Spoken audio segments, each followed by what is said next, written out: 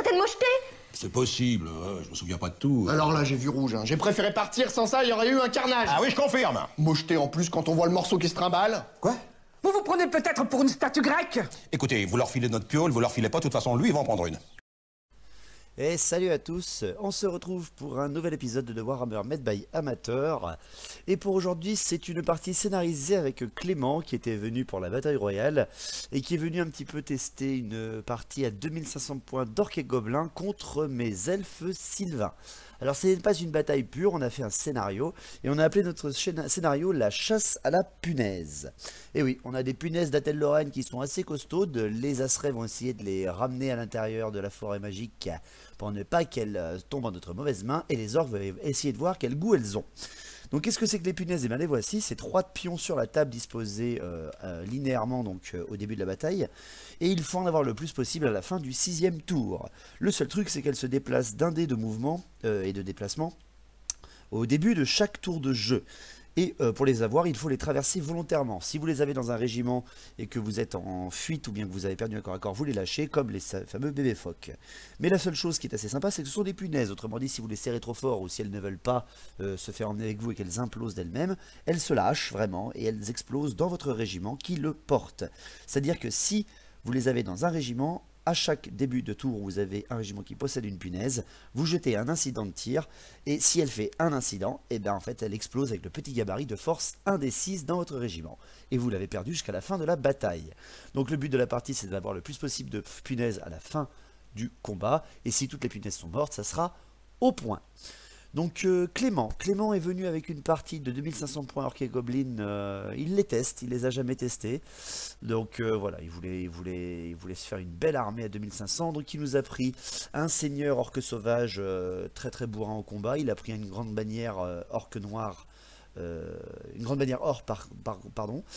Il a pris également un petit chaman niveau 2, il avait 37 orques sauvages avec 2 qui coupent, il avait 30 orques costos lance bouclier, il avait 40 gobelins de la nuit avec 2 fanatiques, 20 gobelins de la nuit archers avec 2 fanatiques, il avait également 5 cavaliers araignées et 5 gobelins sur loup. Il avait aussi 3 chars, un char à loup et 2 chars orques, très bon pour jouer contre des elfes. Il avait également 5 orques montés sur sanglier, et pour finir, il avait pris également 6 trolls, et en unité rare, l'Arak Narok. Pour mon côté, eh ben, j'avais pris une belle armée d'elfes sylvains, j'avais voulu tester un petit peu de choses. Je me suis pris un homme arbre vénéral niveau 4 racine étrangleuse en général. J'ai pris en héros un porteur de la grande bannière avec, c'est tout, les attaques enflammées sur la grande bannière. J'avais mis également mon mage monté sur sorcier pour avoir un petit peu aussi une grêle de mort mobile.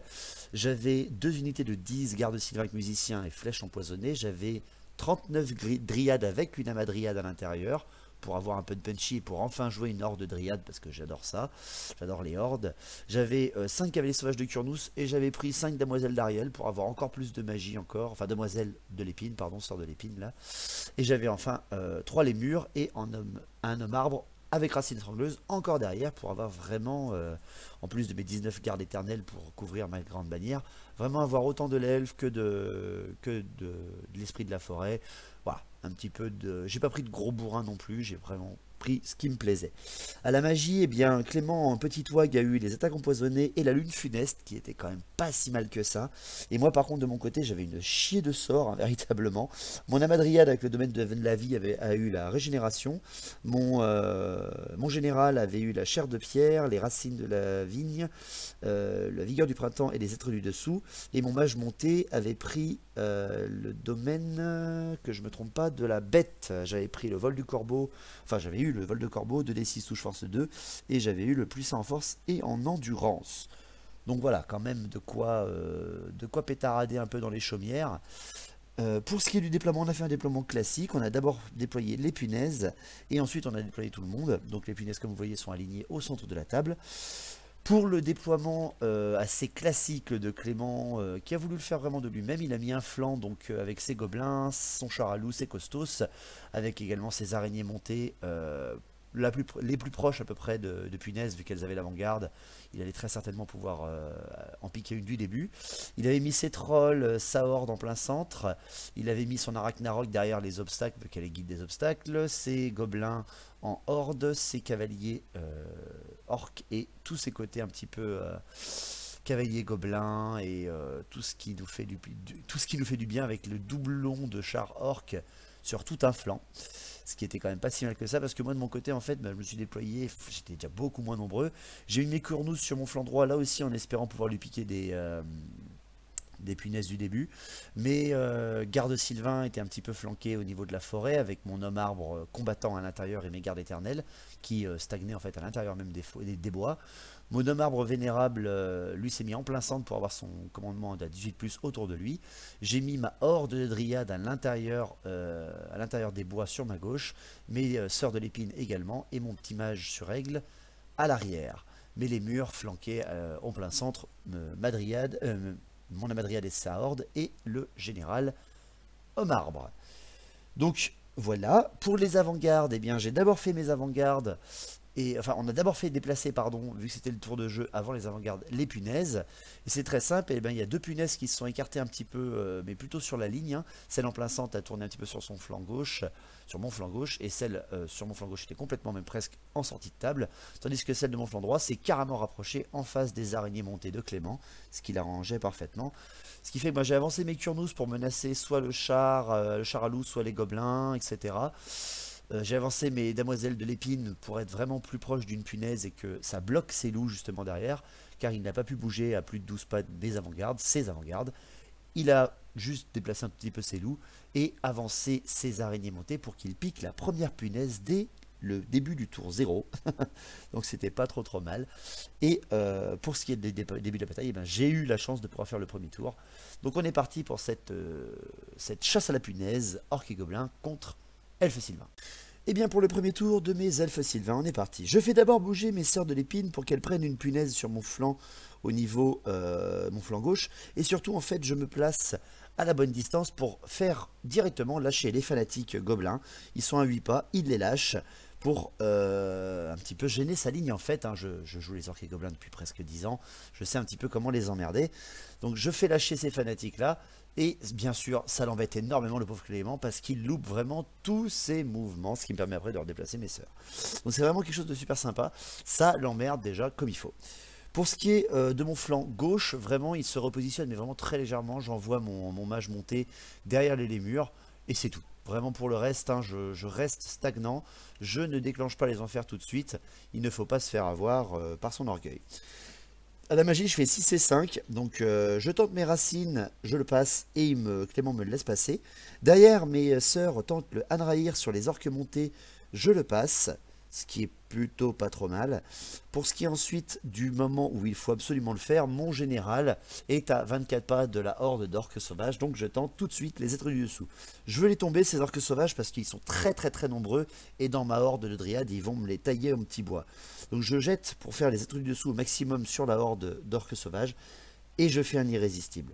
Je fais un irrésistible, j'ai passé mes racines de la vigne juste avant que Clément m'a laissé passer, j'ignore le fiasco, et derrière après, j'arrache 18 orques sauvages de son régiment. Je ne fais absolument rien au héros par contre, hein, c'est le principal, parce qu'il avait mis 50 bannières et son général dedans, mais putain, c'est un bon début. Pour ce qui est des tirs, mes gardes Sylvain de mon flanc droit. Mes gardes Sylvain sur mon flanc droit, j'hésite à tirer sur les gobelins, sur les orques sostos, sur les gobelins montés ou sur le char à loup. Allez, ils sont 10, ils n'ont pas bougé. Je tente de tirer sur le char à loup pour pouvoir essayer de le blaster un petit peu. Je pourrais au moins lui enlever 1 ou 2 PV. Et bien sur 10 tirs, je passe 5 empoisonnés. Donc je fais 5-6 hein, et je lui arrache 4 PV. Le char à loup est truffé de traits acérés et meurt au premier tour par une super belle phase de tir. Ça valait le coup. Franchement, ça j'étais content. Pour ce qui est des autres archers, je tire sur les araignées montées. Je ne fais que 2 morts et il n'y a pas de panique. Ce qui est quand même pas mal non plus. Hein. Et ensuite, la grêle de mort que j'utilise sur les costos, grâce à mon mage monté qui a pu se déplacer juste avant, eh bien je fais seulement 3 morts. Donc je m'en sors pas trop mal. Mais bon, c'est toujours très cher payé cette gueule de mort et je fais jamais bien des gros scores, ça m'embête un peu. Donc ce qui est pour du premier tour de Clément après tous ces terribles mésaventures, si je peux me permettre. Donc son animosité malheureusement frappe ses costos, ça lui fait déjà bien chier, et surtout ça frappe ses gobelins sur loup et les orques montés qui se bloquent les uns les autres, ce qui est parfait pour moi. Donc pas de charge derrière, on fait tout de suite les mouvements de Clément. Il fait une formation un petit peu, il se redéplace, il fait avancer sur la même ligne ses gobelins, son Arachnarok et ses chars orques. Il fait également avancer sa terrible horde d'orques sauvages qui finalement il les a reformés en 20 hein, pour être un peu plus menacés. Il replace ses araignées montées pour être pour au moins menacer les archers ou alors éviter de s'en prendre plein la tronche au prochain tour. Et surtout il fait avancer ses trolls en direction de ma garde éternelle. Il ne sait pas, comme moi je ne sais pas qu'il a mis des fanatiques, il ne sait pas que j'ai mis de la bannière éternelle sur mes gardes éternelles. Donc la bannière enflammée pardon sur la garde éternelle. Pour ce qui est de sa magie, il fait 6 et 1. Donc il me dissite les racines de la vigne tout de suite parce qu'il a vu que c'était très très chiant. Et ensuite il tente une lune funeste. Il tente une lune funeste quand même qui est important en direction de mes dryades. Il la tente au maximum, ce qui est impressionnant. Il la tente au maximum et fait un irrésistible à son tour. La magie sonne en ce moment sur la table. Il balance le vortex, il fait un irrésistible 2, donc il fait la grande explosion au milieu de ses gobelins de la nuit. Il bute 15 de ses gobelins de la nuit, mais rien ne se passe pour le chaman, il ne perd qu'un seul PV. Il n'a même pas de panique derrière, mais le très très gros souci, c'est que son vortex est trop court et s'arrête 3 pas devant mes dryades. Ce qui, il faut l'avouer, est assez chiant, surtout pour lui. Pour ce qui est des tirs, eh bien, ces gobelins tirent sur mes Kurnous. Ils tirent ce qu'ils peuvent, mais malheureusement ne font rien. Ce qui est dommage parce qu'il aurait vraiment pu me faire mal. Et ces araignées montées tirent également sur mes Kurnous, mais ne font rien. Donc un premier tour qui est quand même assez vraiment timide à ce niveau-là. Donc pour le tour 2, c'est les punaises qui se déplacent. Hein. Les punaises en elles-mêmes, vu qu'il y en a déjà 2 qui sont capturées par soit les sœurs de l'épine, soit par les araignées montées, eh bien c'est très simple, il y en a une qui vient se placer devant devant les gobelins de la nuit. Vraiment devant les gobelins de la nuit, ce qui arrange plutôt en fait Clément. Donc ça va pas vraiment l'embêter pour venir la choper juste après. Pour mon tour 2. Mon tour 2, je déclare des charges, bien entendu. Je suis enorgueilli un petit peu par le tour 1.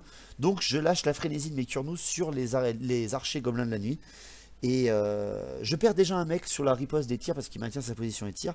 Et c'est là que je me dis que j'ai vraiment fait le débile, en fait. Je charge avec mes Kurnous, mais je charge sur une unité qui contient des fanatiques. Et ouais, parce que j'ai fait libérer les fanatiques de l'autre côté, mais pas ici, comme un débile. Ce qui fait qu'il libère 2 fanatiques sur mon chemin, qui sont trop courts, mais vu que je suis frénétique, je ne peux pas arrêter ma charge. Et je traverse les 2 fanatiques, et tous mes Kurnous meurent avant même de pouvoir atteindre les gobelins de la nuit. Ce qui me fait très chier.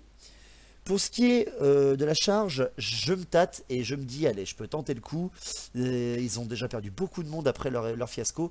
J'envoie mes demoiselles, mes sœurs de l'épine, contre les gobelins, parce que ça reste des elfes, elles vont pouvoir faire un peu mal, elles ont des attaques empoisonnées. Ouais, je peux essayer de tenter un petit truc assez sympa. Et je l'envoie sur la horde de gobelins. Je pense que je fais une connerie, mais bon, elles ont une invulnérable de 4+. Je pense qu'elles se débrouillent quand même mieux au combat que des gobelins, donc on va pouvoir voir ce que ça donne. Pour ce qui est des mouvements, eh bien mon aigle, il prend la punaise en fait, qui s'était déplacée devant les gobelins, et vient reprendre sa position en fait, en protéger derrière les damoiselles de l'épine, pour pouvoir au moins empêcher l'Arachnarok de la prendre au prochain tour, parce que si une Arachnarok la garde, je suis un peu dans la merde. C'est tout ce que je fais. Pour le reste, je ne bouge pas, je campe sur mes positions, j'attends mon heure. Pour ce qui est de la magie, ça continue de souffler, je fais 5 et 2. Donc déjà, je dissipe son vortex qui va me faire énormément chier. Et je tente le puissant en force et l'endurance sur les sœurs de l'épine pour pouvoir leur donner un petit boost. Malheureusement, je suis dissipé derrière par Clément qui joue très très bien sa phase de magie et qui me bloque un petit peu derrière. Pour mes tirs, mes guerriers sylvains, tous mes guerriers sylvains tirent sur les costauds. C'est malheureusement... Non, j'ai 10 guerriers sylvains qui tirent sur les costauds, ce qui me font un seul mort. Et j'ai l'autre régiment qui tire sur l'Arachnarok qui commence déjà à menacer un petit peu. Et réussit quand même à lui enlever un petit PV. Ce qui est toujours agréable à enlever sur une créature aussi énorme. Pour le corps à corps, ben, mes 5 sœurs de l'épine qui affrontent les gobelins, ben, j'avais un peu oublié qu'il avait mis des... Je ne savais pas, il avait mis aussi des retières dans son unité. Donc il jette... Alors moi quand je prends les retières, on est d'accord que je fais toujours des 1, hein, donc c'est mes gobelins qui ont moins 1 en force. Mais lui par contre, hein, tout se passe bien. C'est mes damoiselles qui ont moins 1 en force. Ce qui fait que vu qu'elles chargent, elles ont force de 3. Et leurs serfs, vu qu'ils ont force 4, ont seulement force 3. J'arrache seulement 3 gobelins. Et elles perdent 2 d'entre elles, parce qu'il me fait quand même de très bonnes attaques derrière. Donc bon, je perds le combat, mais je reste au corps à corps. Pour le tour 2 des orques et gobelins, l'animosité, eh bien, c'est très très simple. La horde, enfin pas la horde, mais le général, la grande bannière et les orques sauvages ont une animosité. Et là, c'est vraiment pas le tour où il faut, hein. Ça le retient en arrière, ça fait vraiment très très chier. Il ne fait donc aucune charge. Il fait avancer en fait tout son flanc gauche au maximum, hein, vraiment. Il fait avancer les costauds, il fait même avancer les archers gobelins. Il fait malheureusement une avancée légère avec ses trolls, pas malheureusement, mais d'une façon réfléchie, une avancée légère avec ses trolls pour ne pas se faire charger par deux hommes arbres, parce que ça a beau être des trolls, ça fait quand même mal en face, hein. Et il fait sortir un petit peu la Ragnarok de sa ligne pour pouvoir menacer les lémurs, pour pouvoir menacer mon général surtout. Pour avoir déjà fait moi-même charger mon Ragnarok sur un général homme arbre, j'avais réussi à le tomber. Donc je m'en méfie énormément. Pour la magie, ça souffle énormément et pas du tout de chance en fait pour Clément. Et ça fait seulement 2 et 1. Donc il tente les attaques empoisonnées sur la horde, il la passe. La horde de gobelins, hein, il la passe. Mais moi derrière, bien sûr, je le dissipe. Car j'ai un niveau 4 et lui n'a qu'un niveau 2. Pour les tirs, eh bien, il fait la Ragnarok qui tire quand même sur mes gardes Sylvains qui sont face à... Enfin, un petit peu sur sa gauche. Eh bien, il me tire dessus, mais ce sont des gobelins. Hein, même si mes hommes n'ont pas d'armure, il n'arrive à rien. Les gobelins montés qui sont sur leur loup, qui ont avancé un petit peu autour d'avant, tirent sur les dryades, mais ne font rien non plus. Elles sont en horde dans les bois. Rien ne m'inquiète. Les sœurs de l'épine, qui sont plus que 3, qui affrontent une vingtaine, un peu plus même, de gobelins de la nuit, eh bien, on meurt chacun on a chacun un mort de chaque côté, ce qui est ridicule en fait, hein, pour 3 petites gonzesses qui affrontent 22 mecs. Et je tiens encore au commandement par un super beau jet de mes sœurs de l'épine à la fin de ce tour 2, ce qui est plutôt pratique. Donc le tour 3. Le tour 3, début du tour 3, les punaises, ben, rien ne se passe. Hein. On teste pour voir, vu que chaque punaise dispose justement d'unités intéressantes. Et c'est là que c'est terrible pour Clément, car il y a un incident au niveau de la punaise qui est tenue par les gobelins sur araignée. Et elle explose au milieu de ces gobelins et tue tous ces gobelins. Elle fait une force de 5 et elle explose tous ces gobelins. Ce qui fait que je tiens les 2 dernières punaises qui, elles, n'explosent pas et restent avec soit mon aigle monté, soit mes sœurs de l'épine. Donc pour mon tour 3, en charge, je n'en fais aucune. En mouvement, mon général se déplace un petit peu. Hein, il se décale et se protège de l'obstacle en fait pour que la Ragnarok ne puisse pas le charger à travers. J'envoie mon aigle en protection derrière les arbres pour empêcher qu'il soit chargé par des chars ou par des gobelins montés. Mes dryades ne bougent toujours pas, ma garde éternelle ne bouge toujours pas, mes lémurs ne bougent toujours pas. Je reste stoïque, j'attends la fureur des orques et gobelins. À la magie, je fais 5 et 4 et aucune canalisation. Je tente mes racines de la mine tout de suite, je le passe, mais je suis dissipé derrière. Clément en a marre de ce sort. Je tente la vigueur de printemps sur mes sœurs de l'épine parce que je suis à portée. J'y arrive et j'en récupère 2, ce qui est le paradis. Et derrière, après, je tente le plus 2 en endurance sur elle-même et je le réussis. Elle passe à endurance de 5 et là, ce ne sera pas la même pour les gobelins. Pour les tirs, eh bien, mes gardes Sylvains tirent sur les costauds et en tuent 2. Je continue un petit peu à écrémer, je suis preneur. Et les autres gardes Sylvains continuent de tirer sur la Ragnarok et enlèvent encore une fois un petit PV, ce qui m'arrange très très bien. Mon général est à portée de ses racines étrangleuses de la Ragnarok, je tire dessus et je lui enlève encore un PV. Ça me va très bien. Et ma grande bannière a un arc, tire sur les costauds et en tue encore un aussi. Donc c'est pas trop mal, hein. Je maintiens le cap. Ça harcèle comme ça peut et c'est ce qu'il faut. Pour le corps à corps, ben, il n'y a encore que mes sœurs de l'épine hein, qui affrontent ces gobelins. Eh bien c'est très simple, il y a 3 gobelins qui meurent ce coup-là, mais là rien ne se passe du côté de mes sœurs. Mais les gobelins sont indomptables, à côté de leur général, ils ne bougeront pas. Donc pour le tour 3 des orques et gobelins, l'animosité et la stupidité ne donnent rien ce coup-là. Ah purée, il a fallu attendre le tour 3. Hein. Ils sont toujours un peu versatiles quand c'est pas moi qui les joue les orques. Donc les charges, ben, les 2 chars en fait chargent les dryades. Et malheureusement il n'y en a qu'un seul qui réussit pour Clément. Ce qui est quand même un problème, hein, avoir 2 chars qui chargent dans les bois sur une horde de dryades, Ça aurait pu faire mal, mais un seul, il va peut-être avoir un peu de mal. Ensuite, la Ragnarok charge sur les lémurs, mais malheureusement, elle loupe sa charge de 2 pas et s'envoie un petit peu dans les choux.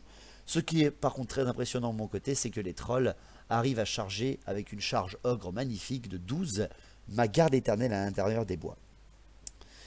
Pour les mouvements, eh bien c'est très simple, les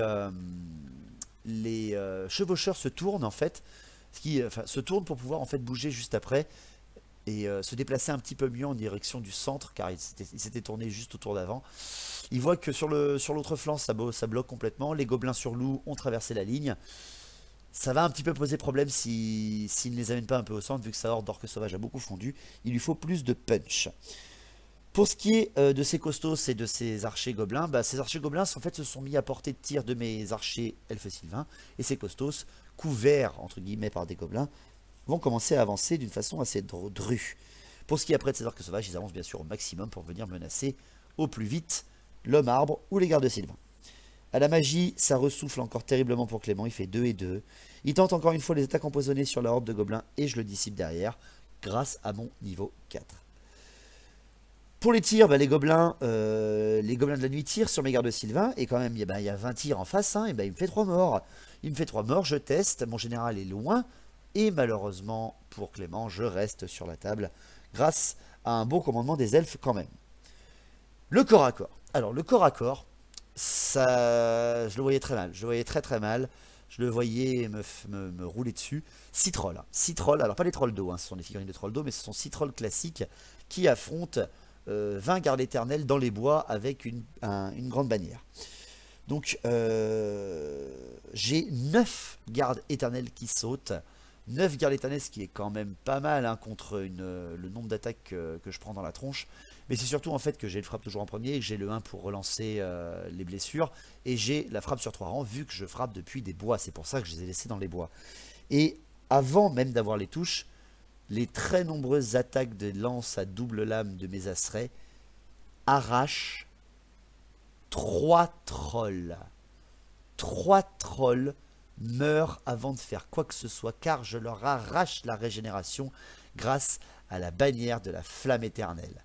Alors ça par contre, c'est la première fois que je le vois, que des unités d'infanterie de base repoussent une telle puissance que sont 6 trolls en charge. Donc je perds 9 gardes éternels, mais lui perd 3 trolls, pardon. Les trolls perdent le combat parce que j'ai ma grande bannière, j'ai un rang encore qu'ils n'ont plus. Ils s'enfuient de 9 et moi je décide d'être stoïque et de ne pas poursuivre pour ne pas être dans les choux au moment où les costauds vont débarquer et que surtout je garde mes bonus dans les bois. Pour ce qui est du char qui affronte les dryades, c'est très simple, hein, je perds 3 dryades, ouais, je perds 3 dryades avec les touches d'impact. Par contre derrière après il me loupe quasiment toutes ses attaques pour blesser. Et la madryade arrive à lui enlever 1 PV au char. Mais je reste grâce à mon forte indomptabilité et mon bonus de rang, qui est très compliqué quand même à conserver. Là c'est la grosse endurance avec mes petites pépettes de niveau de force 3. Qu'est-ce que ça me manque la V7 avec les forces 4 des dryades. Mais bon, la madryade est dedans pour mettre un petit peu plus de punch. Il lui reste 3 PV, j'ai perdu 3 petites dames. Allez, ça va c'est sport. Enfin, pour les sorts de l'épine qui affrontent toujours les gobelins, mais qui sont revenus, elles, à 4 avec endurance de 5, eh bien, je tue seulement 2 gobelins, parce que il réussit tous ses retiers à chaque fois, hein, j'ai toujours moins 1 en force, ce qui fait que ça l'avance hein, quand même, et ça l'aide beaucoup. Ça reste là pour ce combat, encore une fois. On est à la fin du tour 3, j'ai réussi à repousser, ou au moins stopper la première vague de charge, mais on n'en a pas fini. Pour le tour 4, la punaise qui est à l'intérieur de mes sorts de l'épine explose. C'est à ce moment-là que j'ai un peu peur. Elle explose avec le gabarit de force 4 et me tue une sœur de l'épine sans rien faire aux gobelins. Les comprendre le délire. Donc j'en conserve quand même une au niveau de mon archer monté sur... de mon mage monté sur Grand Aigle. Pour le tour 4 de mes elfes sylvains, encore une fois, je ne fais aucune charge. Je ne charge même pas avec mes gardes éternels dans les trolls. Je ne veux pas faire quoi que ce soit. Je suis stoïque. Donc pour mes mouvements, ma garde sylvaine sur mon flanc droit se tourne en fait. Pourquoi je la tourne vraiment? J'offre mon flanc complet au costos. Hein. Pourquoi? Parce que je veux tirer sur la Ragnarok qui est au bout en fait. Je veux vraiment la voir avec presque une quinzaine de tirs empoisonnés et l'affaiblir suffisamment pour pouvoir lui niquer sa gueule avec une bonne charge. Par contre après, pour le reste de mes mouvements, je suis peut-être un petit peu optimiste là. J'avance mes les murs hors de vue de la Ragnarok, donc à leur marche forcée à 10 pas, pour sortir de l'arc de vue de la Ragnarok, pour voir le char qui affronte les dryades, mais surtout pour voir également l'autre char qui est derrière et le provoquer un petit peu pour éviter qu'il rentre dans mes dryades et qu'il me foute dans la merde. Je tourne également mon mage sur Grand Aigle pour qu'il soit déjà un petit peu hors de portée des gobelins sur loup, mais aussi surtout pour qu'il puisse les voir. Pour le reste, rien ne se déplace. Je suis encore une fois patient et stoïque. Ma magie, elle est terrible. Je fais 6 et 3 et une canalisation. C'est terrible quand vous êtes une magie, enfin une armée basée sur la magie et qu'en face il y a en plus beaucoup moins de niveau de mage que vous. Il a été optimiste de mettre qu'un niveau 2. Hein. Je l'avais déjà dit au début, hein, mais bon, c'est comme ça que ça marche. Hein, vous savez, quand le joueur teste, il teste avec ce qu'il veut. C'est le but justement de faire avec ce qui nous plaît. Donc je tente les racines, mais encore une fois il me dissipe, hein, pour éviter que je donne des bonus horribles à mon armée. Je donne le plus 2 en endurance sur mes sorts de l'épine qui réussit derrière, le plus 1 en force et en endurance sur mes dryades, et donc toute la horde qui passe, et là par contre ça va changer pour le combat raccord du char, et je tente après le bouclier de ronce sur mes sorts de l'épine, qui, grâce à ce sort, tue 2 gobelins qui sont en contact avec elle, et là qui n'a pas le malus de force, qui est quand même très utile. Pour les tirs, eh bien, mon homme arbre tire, mon homme arbre combattant dans les bois, hein, tire avec ses racines étrangleuses parce qu'il est à portée sur les trolls. Il en enlève 1 PV, donc c'est toujours ça. Et ma garde sylvaine, donc mes 2 régiments de garde sylvain, tirent sur la Ragnarok empoisonnée et arrivent à lui arracher 3 PV. La Ragnarok est vraiment en très mauvais état. Elle est presque morte et c'est à ce moment-là que mon général balance ses racines étrangleuses sur elle. Et ne lui fait rien, hein, faut pas rêver. Ma GB tente de tirer sur les orques costauds, mais là par contre n'arrive pas à en tuer un seul. Le corps à corps des sœurs. Le corps à corps des sœurs, toujours contre les gobelins, elles ne lâchent rien les filles. Ben c'est très simple, je tue 4 gobelins, mais ils restent, sans que je me perde de petites filles. Donc je vais pas m'embêter, hein, je les écrème au fur et à mesure, il les a reformés juste avant pour qu'ils soient encore une quinzaine en formation en face de moi. Ça fait un petit peu mal, on l'avoue, hein. Par contre, le petit char qui est en solo à 3 PV contre une horde de dryades et amadryades à plus 1 en force et en endurance, là par contre, c'est pas la même limonade. Hein. J'ai une bien meilleure initiative que lui et je lui arrache la tronche sans ménagement. Ce qui fait que les gobelins montés qui étaient juste à côté voient une unité annihilée au combat, testent avec leur terrible commandement et s'enfuient hors de table sous l'horreur de la fin de mon tour 4. Pour le tour 4 de Clément, il a aucune animosité, aucune stupidité, donc il tente des charges, bien entendu, c'est le moment, hein, il faut qu'il rattrape un petit peu la débandade qu'il a depuis le début, ces unités les plus costauds ne sont pas vraiment encore entrées en corps à corps, c'est le moment. En charge, il envoie ses costauds sur l'homme arbre, parce que voilà, il n'a pas envie de perdre son temps avec des gardes sylvains, il a surtout envie de se taper un gros mastoc en face.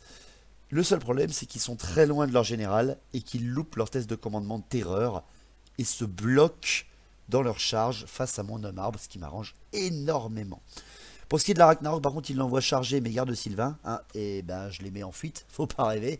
Il me l'envoie charger, moi je me tire, et il réussit un beau test de commandement et redirige sa charge, là par contre, sur les dryades dans la horde, hein, pour pouvoir faire très mal. Mes gardes sylvains, juste précision, s'enfuient tellement loin qu'ils s'enfuient hors de table. Voilà, ils avaient un petit peu peur. Ils ont préféré s'abriter très loin dans la montagne. Pour ce qui est du reste, ça va un petit peu vite. Hein. Pour les mouvements, il fait avancer ses orques sauvages en direction du foyer de combat, mais c'est compliqué, il est bloqué par les décors, il a encore mes gardes éternels qui sont très abîmés certes, mais mon homme arbre vénérable, mon général, qui le bloque. Ces orques montés arrivent enfin à faire le tour, et à pouvoir peut-être, en tout cas, rien qu'à inquiéter mais les murs, et ces trolls quand même sur la surprise se rallient, pour le plaisir de tous en tout cas. Pour ce qui est ensuite de sa magie, c'est là enfin que ça se réveille et qui fait le double 5 et je fais une canalisation derrière. Donc il tente l'empoisonner sur ces gobelins de la nuit toujours. Il fait un irrésistible, une seconde fois dans la partie, un irrésistible 6 qui emporte 4 gobelins de la nuit avec lui, mais rien ne se passe aux mages, c'est quand même impressionnant, et surtout rien aussi ne se passe à mes sœurs de l'épine. Donc franchement, ça me va, il continue de bousiller des gobelins juste pour avoir des attaques empoisonnées, ça me va moi. Pour ce qui est des tirs, ben, ces gobelins qui sont en archer tirent toujours sur mes gardes Sylvain qui ont pris déjà une bonne salve dans la tronche et en tuent encore 3 autres, ce qui me fait retester, mais qui encore une fois prouve le stoïcisme de mes Asserais. Ils ne bougeront pas, peut-être jusqu'à la fin de la partie, je croise les doigts. Au corps à corps, les sœurs de l'épine qui sont toujours 3 parce qu'avec leur grosse endurance boostée à la magie ou grâce à la vigueur de printemps, continuent à repopper face à des gobelins qui commencent à arriver plus qu'à moins d'une dizaine. Bah, c'est simple, hein, tous les gobelins meurent, tous les gobelins meurent face aux terribles attaques là qui sont enfin vénères. Je fais un perfect sur les gobelins qui sont face à moi, vu qu'il a réussi en fait à se les buter tout seul juste avant. Donc ça me permet de reformer en fait mes petites sœurs et qu'elles puissent voir le centre de la table. Pour ce qui est par contre après de l'Arachnarok et du second char que j'ai oublié de préciser qui charge dans la horde, là c'est pas pareil. Même s'il ne reste plus que quelques PV à l'Arachnarok, si ce n'est pas qu'un seul, et au char qui est full PV, ça fait quand même un peu peur quand vous avez tout ça sur la tronche. Après, ma horde de dryades a le +1 en force et en endurance, ce qui amène toutes les dryades en endurance de 5 et mon amadryade en endurance de 5 et force 5. C'est quand même assez puissant, ce qui fait que 3 dryades sont arrachées, mais par contre, et c'est là que le bas blesse, le char full PV et l'Arachnarok blessé sont arrachés par les dryades. Je lui explose c'est la triple charge en tout sur 2 tours qu'il a envoyé dans ma horde en n'ayant perdu que 6 petites filles. Purée, les demoiselles des bois là, waouh, la puissance incarnée, c'est assez sympa. Le but de la partie est toujours au moins dans ma poche. Je lui ai arraché beaucoup là, beaucoup, j'ai quasiment plus rien qui m'inquiète sur mon flanc gauche. Ouais, ça va pouvoir bien se tourner pour mon tour 5. Pour mon tour 5, la punaise qui est entre les mains de mon mage n'explose toujours pas, je la garde en possession. Donc pour l'instant tout va bien pour moi. À mon tour 5 en charge, je ne fais toujours rien, je temporise, je ne veux pas perdre d'unité. Je fais simplement bouger ma garde sylvaine pour qu'elle se reforme face aux costos et ne pas leur offrir un flanc comme j'avais fait juste avant. Pour ce qui est également de mes dryades, de mes lémures, je reforme un gros entonnoir, je place mes lémures pour qu'ils voient les cavaliers orques et je replace mes dryades pour soit qu'elles soient chargées par les orques sauvages, soit par les orques montés, et je fais reculer mon général ainsi que mon mage monté pour ne pas me faire choper au pire moment. Mon mage monté passe derrière la ligne orque parce que voilà, il a le bonus du vol, et mon général se recule vraiment au bord de table pour provoquer les orques sauvages. À la magie, ça ressouffle car je refais encore 6 et 5. J'ai fait que des phases de magie à plus de 7 dés. C'est impressionnant. Mes racines de la vigne passent et là par contre il n'a plus rien pour me dissiper quasiment derrière en face Clément, donc il échoue. Je balance une vigueur de printemps sur ma garde éternelle que je réussis je crois et que je récupère à peu près 4 mecs. Je tente ensuite les êtres du dessous une seconde fois sur les orques sauvages parce que voilà, je veux les affaiblir une dernière fois avant qu'ils m'attaquent. J'essaie d'en faire le moins possible maintenant par partie parce que vous allez me dire après qu'ils sont encore trop cheatés à la magie les mecs. Donc 2 êtres du dessous, je tente un deuxième et malheureusement pour Clément je le réussis. Et sur ces 20 orques sauvages qui restaient en comptant 2 héros dedans, j'arrache 8 orques sauvages et sa grande bannière. Ce qui fait qu'il a plus que 10 orques sauvages et un général. Alors qu'il en avait 40 au début. C'est quand même pas trop mal pour une phase de magie de la vie. J'aime beaucoup ça, j'adore ces effets Sylvain, bordel, ils sont trop bien. Pour les tirs, mes gardes de Sylvain, tirs qui sont survivants, ils sont plus que 3 les mecs. 4 pardon. Je tire sur les costauds toujours et j'arrive à en buter 3. Donc j'écrème ces tanks au fur et à mesure. Moi ça me va. Et mon homme arbre et ma grande bannière, eux, tirent sur également les orques sauvages qui sont en face, mais là par contre ne font rien. Alors qu'ils sont à poil, je précise. Et là, c'est la première fois depuis le début de la partie que je n'ai pas de corps à corps. Donc, ce qui est plutôt agréable. On passe directement au tour 5 pour Clément. Et là, au tour 5, il me fait la superbe démonstration que mes orques finalement n'obéissent qu'à moi. Ces orques sauvages font encore une autre animosité qui les bloque. Là, c'est terrible parce qu'ils sont plus que 10 et ils sont tous seuls dans la pampa. Ce qui est assez con. Donc pour la charge, il envoie ses costauds sur mes gardes Sylvain, il ne fait pas l'erreur. Et je maintiens ma position de tir parce qu'ils sont plus que 4 les mecs, je vais les voir mourir. Mais il est quand même loin et il se loupe de 2 pas. Il se loupe de 2 pas, ce qui fait que je maintiens ma position de tir et je lui arrache 2 costos gratuitement, ce qui m'arrange encore une fois. Les trolls qui se sont ralliés au tour 4 chargent mon homme arbre. Mon homme arbre qui maintient sa position et qui tire avec ses racines étrangleuses et qui arrache un troll avant quoi que ce soit, ce qui est énorme. Et enfin mes orques montés chargent les lémures, et là par contre après arrivent au contact sans aucun problème. Pour ce qui est des mouvements, eh ben, ces gobelins ne bougent pas parce qu'il veut, il veut pouvoir tirer sur ce qu'il peut, surtout sur ma garde Sylvain pour encore arracher quelques points. Il a plus de magie, ce qui est terrible pour lui. Il prend quand même ses dés et me dissipe la racine de la vigne, ce qui est important à préciser. Pour les tirs, bah, ces gobelins tirent sur mes gardes Sylvain, ils sont toujours 20, il n'y en a plus que 4 en face, et il me fait rien. Ça c'est vraiment dommage, il aurait pu m'arracher gratuitement des points là, ça m'embête même pour lui, même moi ça m'embête. Donc pour le corps à corps, ben, les deux trolls qui affrontent un homme arbre en pleine forme, eh bien c'est très simple, j'enlève un seul PV sur les trolls et il ne me fait rien sur l'homme arbre, ce qui fait qu'on est à égalité, et donc rien ne se passe.